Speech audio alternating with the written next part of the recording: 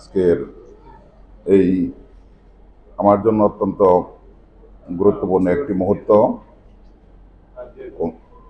Community based medical college এবং হাসপাতালের এই পক্ষে আয়োজিত এবং উপস্থিত আমার পাশে সন্দেহমান সম্মানিত পরিচালক মহোদয়, সম্মানিত ভাইস প্রিন্সিপাল মহোদয় সহ বিভিন্ন বিভাগের সম্মানিত বিভাগীয় প্রধান এবং শিক্ষক মণ্ডলী এবং প্রিয় সহকর্মীবৃন্দ, যেহেতু যোগদান করেছি আপনারা সহকর্মী হিসাবে আমি আপনাদেরকে অ্যাড্রেস করছি।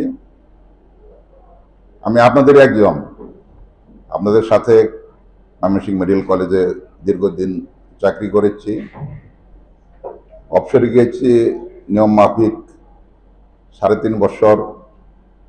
মনে করেছি যে আর হয়তো এই পেশায় ফিরে আসবো না। তো তারপরে মনে হলো যে আসলে এই অফিসিয়াল সময়টা কাটে না। আমি অফিস টাইমে কখনো প্র্যাকটিস করি না, এটা পুরানো অভ্যাস। তো যে কারণে আবার একাডেমিক অ্যাটমসফিয়ারে ফিরে আসলাম, আপনাদের মধ্যে ফিরে আসলাম। তো আমি একটি অনুরোধ রেখে যাব শুধু, আজকে আমাদের মাননীয় ভাইস প্রিন্সিপাল মহোদয়ের অনুরোধ এবং পীড়াপিড়িতে আমি সামনের সারিতে বসেছি। আমি 36 বছর সরকারি চাকরি করেছি। আমার সরকারি চাকরি বিধি বিধান এবং নিয়ম কারণ সব আমি সম্যক অভিজ্ঞ। এরপরে এই সেমিনারগুলিতে আমার র্যাঙ্ক এবং স্ট্যাটাস অনুযায়ী যে অ্যাপয়েন্টমেন্ট আমাকে দিয়েছেন, আমি আমার জায়গা মতো বলবো। আমাকে মেহরবানি করে বিব্রত করবেন না, আমি খুব সাধারণ মানুষ। আর এক মিনিট সময় নিব, কারণ সবসময়টা বলার সুযোগ থাকবে না। আমাকে আমার মতো চলতে দিবেন, আমাকে নিয়ে খুব ব্যস্ত হবেন না কেউই। আমি আপনাদের একজন কলিগ।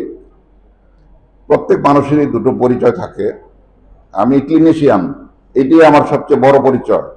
এখানে আমি ক্লিনিক্যাল সার্ভিস দিতে এসেছি, একাডেমিক কর্মকাণ্ড পরিচালনার জন্য এসেছি। তবে আমার দ্বিতীয় পরিচয়টি আপনাদের অজানা নয়। আমি আপনাদেরই